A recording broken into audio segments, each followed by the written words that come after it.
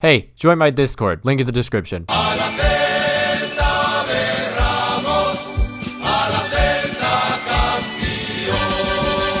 Table after the end of February, and we are placed 4th in the league. We're tied with Atletico Madrid, but that's really nothing to worry about. What we're truly worried about is 5th place Sevilla, who are actually 8 points below us. So it's looking pretty good in terms of the cushion we have. Oh, but do we have a bit of a surprise in the youth academy? Yes, sir, we do. We of course have Duarte and we have Grande. But did we ever talk about Javi Escobar? He just came into the youth academy and oh my god, 66 rated he starts out at, 17 years old, already potential of 86 to 94. We're going to change him up to a center attacking midfielder because I think that's a better role for him. But wow, I thought Oscar Grande was going to be our best talent. Nope.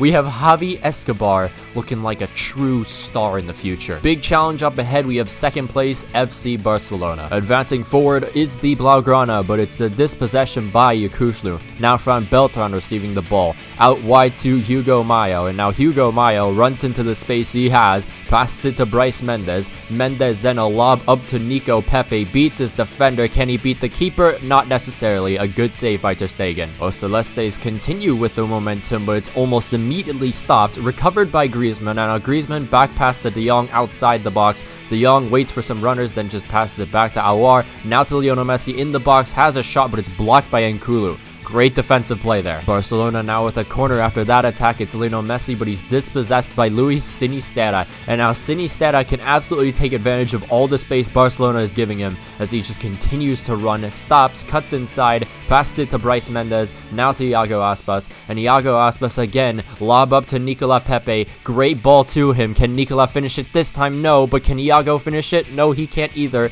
A good volley attempt, but still it is 0-0. Constant pressure to the Barcelona defense. It's another great ball to Iago Aspas. Celta Vigo just using all the non-direct passes, and they're working pretty well at the moment. Now a good pass to Yakuslu outside the box to Bryce Mendes, turns his defender, has a shot, and another stop by Ter Stegen. He is the only man keeping Barcelona in this one at the moment. Rapid fire attacks for Vigo. Can they finally defeat the evil man known as Marc-Andre Ter Stegen? Fran Beltran, Nicolas Pepe, fake shot, fools the defender, and Ter Stegen doesn't even move on that one. It is a brilliant curler into the back of the net to finally give us a goal ahead of Barcelona at home. Being so passive in this second half, Barcelona just faced the consequences and they now have to come back from them. It's Aouar, lobs it up to Dembele, heads it down to Griezmann. Griezmann lob up to Messi and he just floats it over the bar. And we get ourselves 3 points against 2nd place Barcelona. Another match where we will look at as another vital 3 points in the mission to get ourselves Champions League football. Next up, Wolfsberg in the Europa League. Chance brewing for Wolfsberg in the 7th minute. It's Mali, now to Nakajima. Nakajima gets closed down, so he brings it to Paulo Otavio.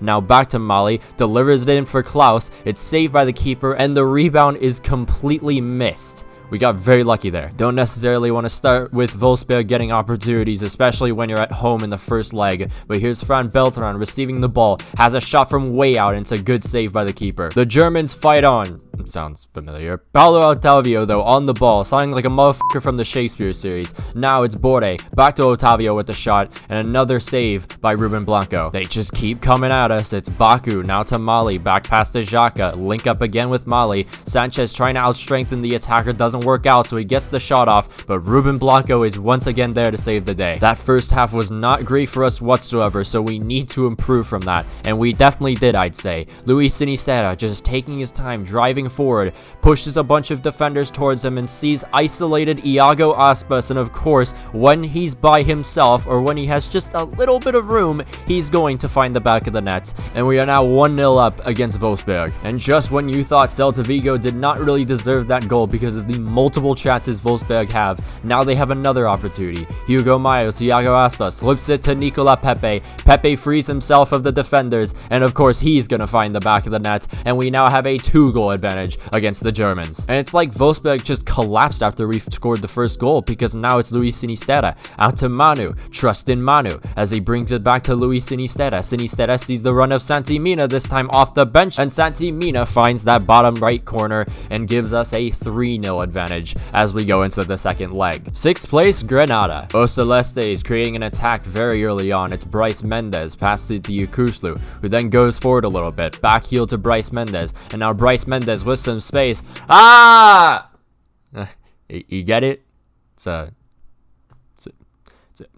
It's a screamer. Anyways, into the 11th minute, it seems like Celta Vigo continue their attacks. Luis Sinisterra trying to beat Fauquier, doesn't do so, but then Fauquier just makes a mistake of that and gets the ball back for Luis Sinisterra, who then drops it down to Bryce Mendes, who has a brace after just 14 minutes played. And as the half is about to expire, another opportunity for Celta Vigo. Bryce Mendes to Nicola Pepe, great little scoop turn as he gets around the defender and finds the back of the net for himself. 3-0 to Celta Vigo. Into the second half we go. And into the second half, nothing really changed. We just continue to dominate Granada as we do. Nicola Pepe passes it to Renato Tapia. Now Bryce Mendes back to Tapia. Now Moncayola, who just sees an open Iago Aspas all by himself. Not really sure why that's the case, but we do now have a 4-0 lead. And I don't really know what this season has been all about, because we have destroyed teams away from home, but we have not necessarily been able to do that at home for some reason. But now it's Moncayola out to Iago Aspas. Conrad De La Fuente drops it right back to Iago Aspas, and of course he's going to finish that one near post. This time he gets a brace, and it's 5-0 to Celta Vigo against a 6th place team again. So against Wolfsburg away from home, although it is Wolfsburg and we should take them a little bit seriously, I still thought a 3-0 advantage was enough to play a weaker side. And I mean, like, it's a 3-goal advantage. We're definitely going to advance to the next round. You fool!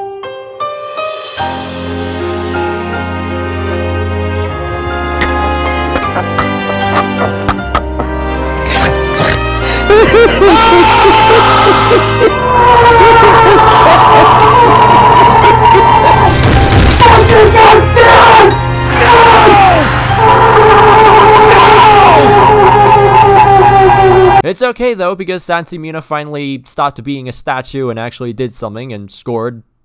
It only took 90 plus minutes, but at least we have it. And because of that, we do advance to the next round, and we face Marseille in the quarterfinals. The ground is shaking, but not really for us, because we face Mallorca. It's just Mallorca that have to face Pepe, so they're pretty terrified. I mean, it's pretty justified, to be fair. Surprisingly enough, Mallorca held us at a 0-0 result until about the 63rd minute. Bryce Mendes sees Iago Aspas making the run, and Iago Aspas just takes his time with the finish, and it's 1-0 to Celta Vigo. Not really just like that, but I'll just say just like that because I haven't really said it this episode yet, I don't think. And like normal Celta Vigo attacking sequences, once we score one goal, all of a sudden the floodgates open, because this is just FIFA and how it's been played out for the last 2 years, and now we have another goal thanks to Denis Suarez. But then Mallorca with an opportunity as the game is going to expire in the next 10 minutes. It's Tim Weah out to Gomez. Gomez then right back to Tim Weah, tackled by Quaresma, but it falls right to Christie, and Mallorca have themselves one goal. It was luckily enough just a consolation,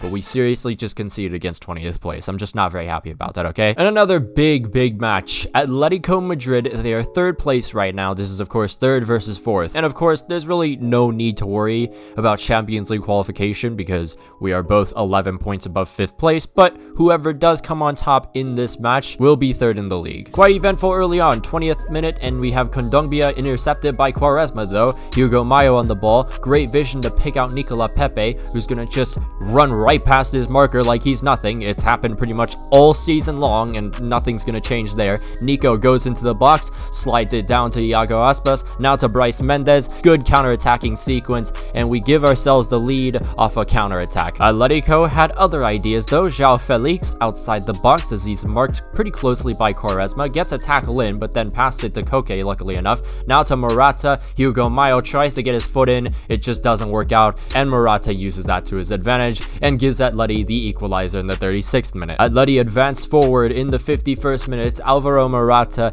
now to Kondogbia. Kondogbia linking up again with Morata, gets gets the ball right to his feet absolutely perfectly, but then Nukulu reaches him, and it's great bit of defensive play from him. A little bit of a mistake there, but fortunately for us, it was a foul. Go a little bit farther into this one. It's now the 73rd minute, where Atleti continue to put on the pressure. Florian Neuhaus has some space to cross it in, but he's stopped by the defender. Now Manu Sanchez to Luis Sinisterra, and look at all the room we have to work with. Atleti attack, and they just completely forgot about their defense, as Nicola Pepe is going to finish that one, and we have ourselves the lead again at the Estadio Metropolitano. But let me tell you about these last 5 minutes. You don't really get to see them, because then it'd just be a pain in the ass to commentate over them, but Atleti continuously got the ball back and just continuously tried to go on goal. They never really managed to get a shot off, but it was just terrifying defending them. But here's Tomale Mar with an opportunity straight at the keeper. We got very lucky there, and we get ourselves another 3 points. Oh, and I don't know if you remember what I said at the beginning, but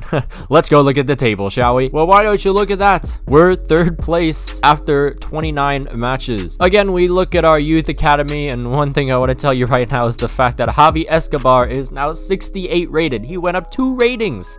2 ratings in 1 month. I'm just saying, man. I'm just saying. This dude could be the peak of Spanish midfielders. 18th place, Real Valladolid. And much like the Mallorca match, they held on to a 0-0 draw for a while, and then we finally got ourselves the breakthrough. Iago Aspas threw on goal, or at least it seems like it, as he then just drops it right down to Luis Sinisterra to make things even easier, and we have ourselves the 1-0 lead after 68 minutes played. Now a 5v4 developing in the back for Celta Vigo. It's Renato Tapia. Now a great ball to Iago Aspas. Iago Aspas near post, and it's saved by the keeper, but then the defender makes a mistake, and we get ourselves a 2-0 lead. And another 3 points, of course. Quarterfinals against Marseille at home. And I would like to say we had a pretty decent start so far. Yukushlu in the 12th minute leading the attack for us as he passes it to Iago Aspas. Lob up to Nicola Pepe. Nicola Pepe then crosses it in for Bryce Mendes. Header just wide of the goal. But Marseille actually had a bit of a fight in them, more than I really thought they would. They were harder than probably pronouncing French names just in general. I mean, have you tried as just a non-native of France? Rongier passes it to Tovan. Tovan now has an opportunity as he tries to fool the defender. Good bit of defensive play by Eduardo Quaresma. But you know, as long as we have the ball, it just means I don't have to worry about pronouncing any French names. Now Hugo Mayo on the right flank. He has some space to cross it in. It somehow falls to Luis Sinisterra, saved by the keeper. But here we go again. It's Marseille again. It's Strootman this time, not a French name. Passes it to Rongier. Now to Leao. And Rafael Leao finds the back of the net after just 27 minutes played. Marseille have an away goal. This is very dangerous. And much like us against the lower tier Spanish sides, once they got a goal, they just kept coming at us. Lopez now. A great ball again to Rafael Leao, and Rafael Leao finds it past Ruben Blanco and gets himself his 2nd goal of the day. And unfortunately after that, Marseille just completely stopped us from doing anything. They didn't even do anything either, really.